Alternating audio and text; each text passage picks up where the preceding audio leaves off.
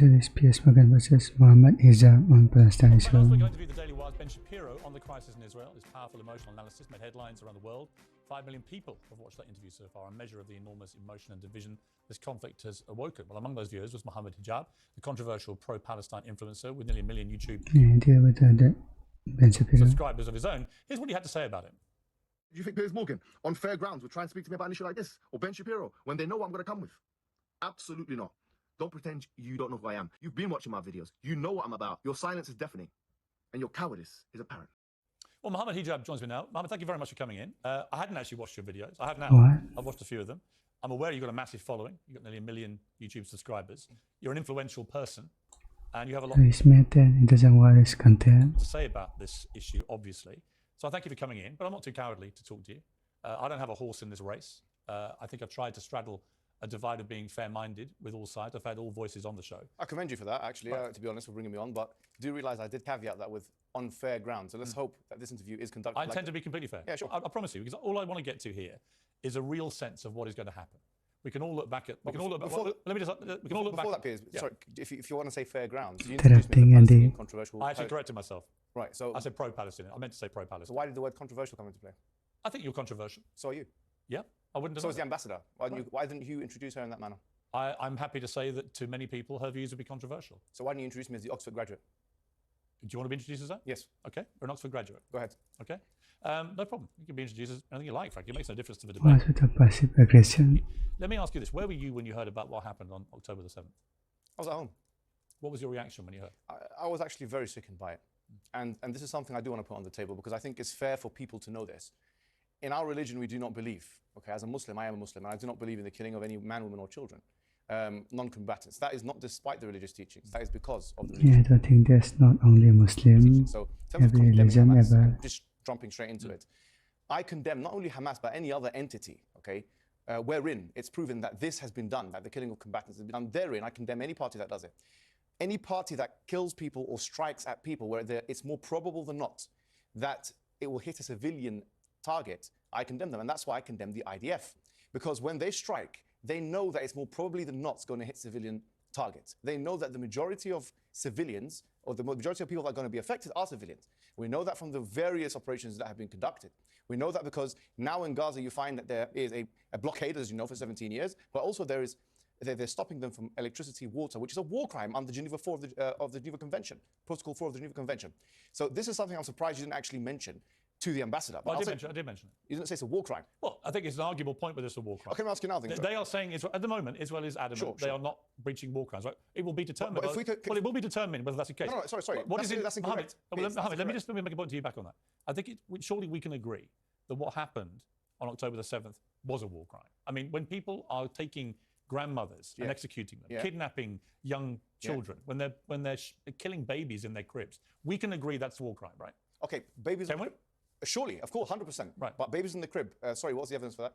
You don't believe that happened?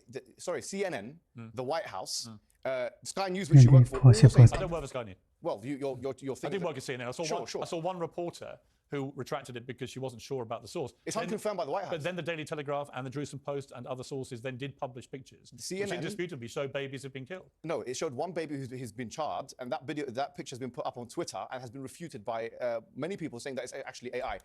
That's Is it only one baby on? Is it making an argument that the baby is AI? completely untrue. That is true. What's your source? Mohammed, there's been a thorough investigation into the claim that was put up there by some rogue person on Twitter that it was AI. It has been completely disproven. Okay, let me ask you a picture, question. which was published on the Telegraph, is a genuine, legitimate picture. What is your source? Are you seriously arguing that babies weren't killed? No, I didn't say that. Well, what are you saying? I'm saying, give me a source. Yeah. You know full well you've been fired from the Daily Mirror for fake images. So you know full well about the I didn't accept they were fake.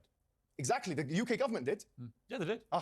So Because the UK government, just to be clear, had waged, in my view, an illegal war in Iraq. So you're allowed to go against the government, and I'm not allowed to go against the Israeli government? Of course you're allowed to. So tell me now, what's the source? You seem to be making a lot of presumptions about me, Mohammed. Yes, I was the softball question. I was the editor. Ambassador of no, they weren't. I put all the questions to the ambassador. You just show him the picture if you have it. I was editor of the Daily Mirror when we opposed the Iraq war on the grounds that I believed it was an illegal war.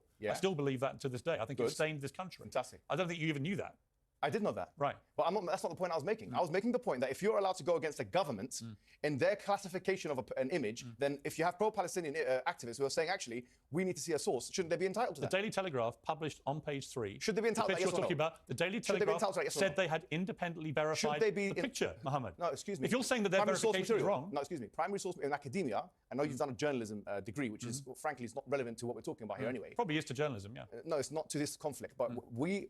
academics require primary source evidence in order to make it. The Daily Telegraph said they verified the picture. That's a secondary source. Right, you may say that's a secondary source. You may say that's a secondary source. Well, you may say you don't think it's genuine. I don't agree with you. But the wider point. That was my point. I said I want a source. I just want to see the evidence. What we're arguing about here, you're not contesting that babies were killed. No, I'm saying I want to see the evidence. So why are you picking on the semantics of the veracity of one picture, which has been verified by British journalists? Why are you picking on that? British journalists some example that somehow this wasn't as bad as it seemed. British journalists are not an academic authority. You know that full well. You've been fired from Daily Mirror for that very purpose. What I'm saying to you is this: putting this issue to the side, I think you're trying to use this as a red herring to move away from the bigger What red herring? This is a red herring because already 1,023 children have been killed in Gaza. That's why. And you didn't ask the ambassador that question. I literally asked the ambassador. No, I said 3,000 people have already been killed in a week. Yes, semantics response. Gaza. Well, you didn't ask her. Did you even listen to my interview with the ambassador? I did listen, but excuse me. Well, don't put words in my mouth or say I didn't ask a question. Let me ask you a question. Do you condemn the killing of those children by the IDF? I'll tell you what I condemn. Yes or no? I'm going to answer your question honestly and truthfully. Sure. And because I've tweeted about this, right? Oh, okay. I think that what happened on October the 7th was one of the worst atrocities I have ever had to read about or watch on. It happens every day in Palestine. No, So why do you care about that? It actually doesn't. It doesn't. It does actually. Yes. No. The Israeli forces, I've got the stats for that. Israeli forces do not go. Cast-led, Wait a minute, protective Mohammed. edge. Go and check it out. Mohammed, Israeli forces. Cast-led, protective edge. Israeli forces don't go into Gaza on one day and grab grandmothers and kill babies in their beds and hold on. rape and abuse women. So rape, is there any evidence of that? It's been multiple reports in multiple mainstream media publications. Well, you're going to sit here and deny everything. No, right? I'm not denying anything. You are. No, I accept that some civilians have been killed. I do accept this. And I already said you don't believe any of the reports that women were raped? No, I didn't say that. I said that it's still to be do you think they were raped? No, I don't know. It's like the Russell Brand thing. You said you don't know any evidence. So why'd you apply two different not. standards? Okay, so it's been reported. When it's Israel, we know they're raped. When it's Russell Brand, you don't know because you're friends. No, it's been reported by legitimate news sources. When it's Israel, you know they're raped. But when it's Russell Brand, you don't know. Them. When it's Russell Brand, you don't know the comparison between Russell Brand and what's happened. It's the same thing. It's a rape allegation. Why stuttering? I'm not stuttering. You are stuttering. You don't have anything to say. You're contesting every single thing that I'm saying. What is actually happening right now? And I'm saying to you, at the end, 1,300 people were brutally 2,000 people have been killed on the other side. Abused. 2,000 people have been killed on the other side. I said that to the ambassador. Okay, but do you condemn that, yes or no? I don't think so. You refuse to condemn? No. You do refuse to condemn. Why are you putting words in my mouth? Because you're not condemning it, are you? What do you want me to condemn? Okay, excellent. What do I want you to condemn? Yes. I want you to condemn the fact that the IDF, knowing that it's more probable than not, pressing buttons from the sky, killing innocent civilians, 1,000 of them children, that is a war crime and that is not acceptable morally. Just like you condemn the other one. Is it condemnable? I believe, given the scale of what Hamas did on October the 7th, Israel is entitled to kill children. No, that's not what I said. Go ahead. They're entitled to defend themselves with force. Okay, excellent. Then the question becomes, Mohammed, there's an interesting debate. Sure. If, as it seems to me, you believe too, Hamas are not a force for good. Do you believe that?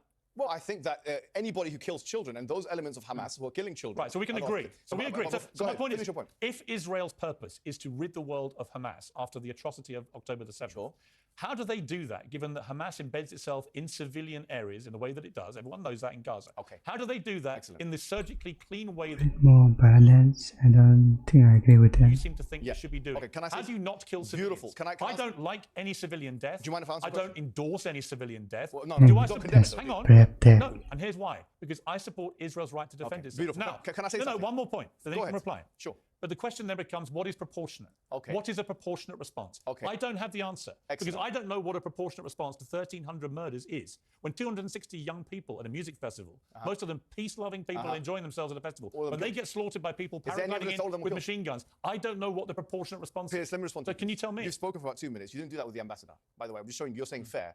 But you're not being fair. I've said so let me paint a picture. I will be fair. Sure. I'm genuinely interested in what you have to say. Excellent.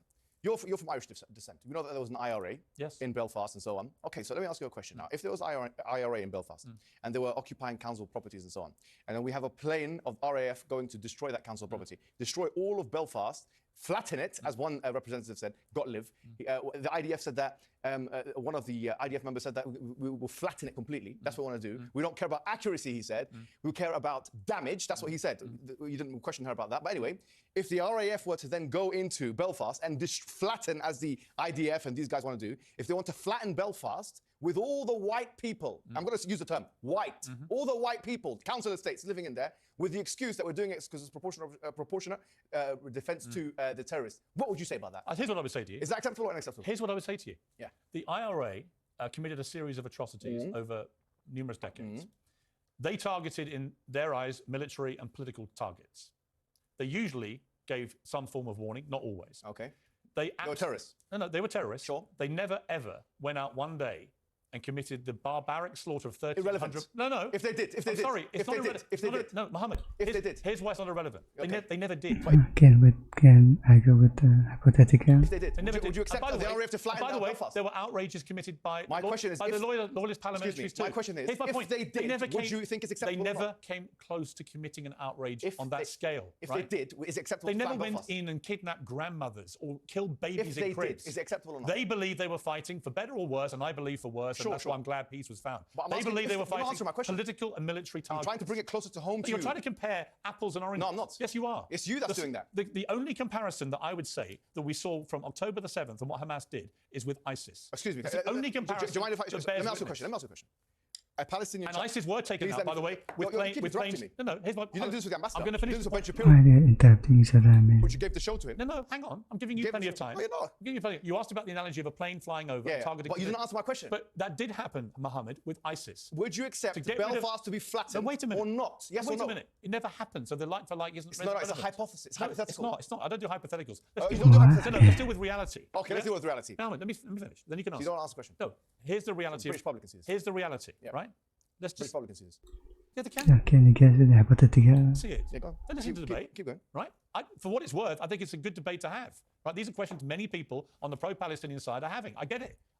Right? But you're trying to compare what happened on October the 7th with the IRA. No, I'm not. I'm comparing. Wait a minute, Mum. Question. I'm comparing it to ISIS. And the way that the world in the end dealt with ISIS actually was to use airstrikes. And many civilians were killed. There's a huge difference. Many innocent people died. They're not. You don't understand it because you have no idea of the religious. What's the difference between what happened on October the 7th and ISIS? The difference between the Palestinian resistance is the following, okay? Any kind of thing which has Palestinian resistance attached to it, and ISIS, which is a brand of tekfirism, okay, is that ISIS is just one of many brands of tekfirism, which you don't know what it is, which is a kind of excommunication type heresiological Islamic sect, okay? So if there's it's nihilistic mass murder. That's all they care about. Listen, I know what you're saying, but I'm saying something else. You agree with me, don't you? I do, but of course I do, but you're not understanding what I'm saying, so I'm trying to break it down. I am understanding what you're saying. What I'm saying is that anything... And I'm not anti-Palestinian, by the way. Sure, please, but over the many years, if you bother to check what I said about it, I've always tried to shine a light on the plight of the Palestinians. Allow me to speak, please, because you're just talking over me.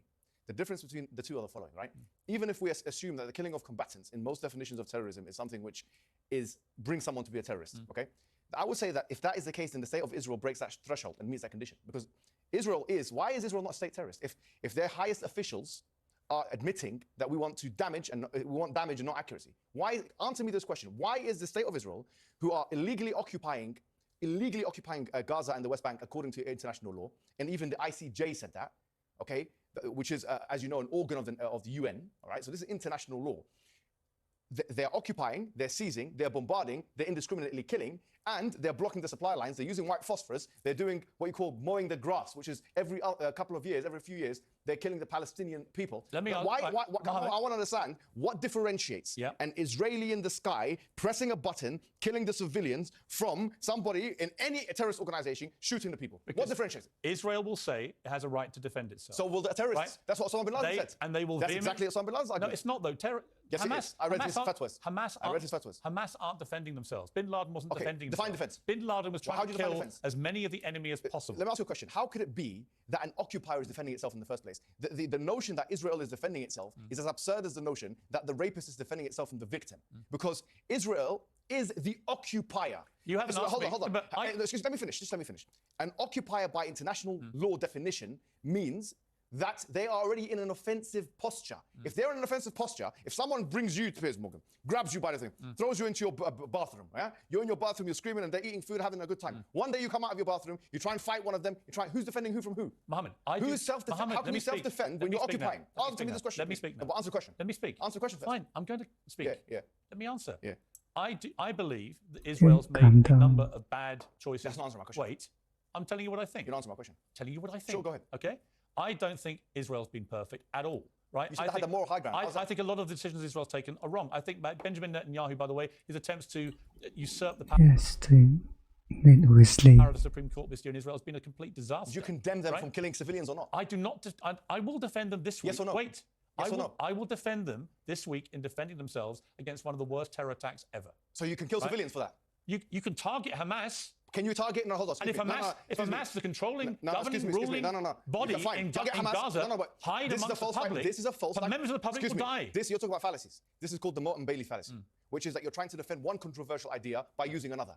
It's Martin Bailey fallacy. You can check up on your own time. The point is this. I'm not asking you whether Israel has a right to defend itself. We've already said that the logical and legal impossibility, of an occupying power according to international law of actually defending itself because it's already... And they defend killing the civilians. I don't know. Piersmorgan. Let me finish. It's already in an offensive posture. Now I'm saying this. If it is the case, you're just saying it's defending itself against Hamas. Is the only way to defend itself against Hamas by dropping bombs in the most densely populated area, one of the most densely populated areas in the world? Is that the only way? It's a false dichotomy, creating a false dichotomy. They could do surgery, they can do insurrection. They can go in and they can target We're going to take Hamas. a short break. I'm going to keep you here. I want to finish this. I want to give you the time. I think it's an important debate, an important conversation. But you have to answer my questions. I will. We'll come back. Yeah, but actually, you have to answer mine. It's my show, actually. I can answer for the record, you can ask me as many questions as you want, but I'll tell you what I think. I've answered all your questions. We're going to take a short break. We're going to come back and we're going to finish with a few more minutes, okay? Welcome back to Piers Morgan Says. Well, Mohammed Hijab is still with me.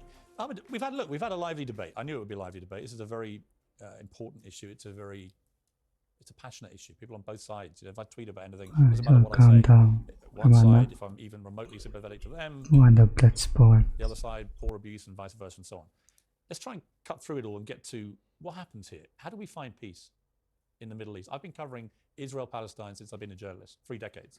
And it seems to me we're as far away now as we've ever been. How do you think we get to a place of peace? You'll be surprised. Look, even Hamas, some 4 or 5 years ago, they even agreed to the 1967 lines, the borders.